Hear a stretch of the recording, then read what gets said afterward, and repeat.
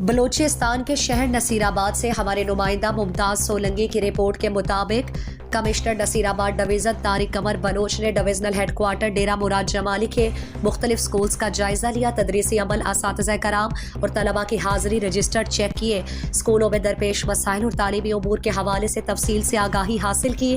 انہوں نے government special high school کا دورہ کر کے اساتذہ کرام اور بچوں کی حاضری سے متعلق تفصیل سے آگاہی حاصل کی۔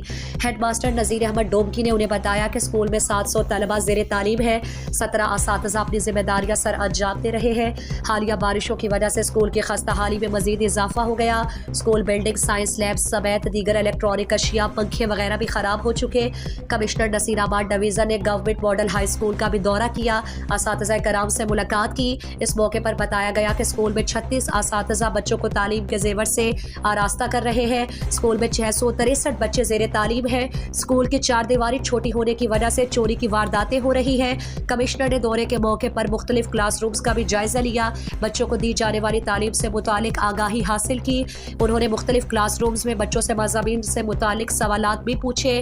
کمشنر نصیر آباد ڈویژن طارق قمر بلوچ نے اساتذہ کرام کو سختی سے ہدایات دی کہ وہ بچوں کی تعلیم پر کسی قسم کی کوتاہی ہرگز نہ برتیں، اپنی حاضری کو ہر صورت یقینی بنائیں۔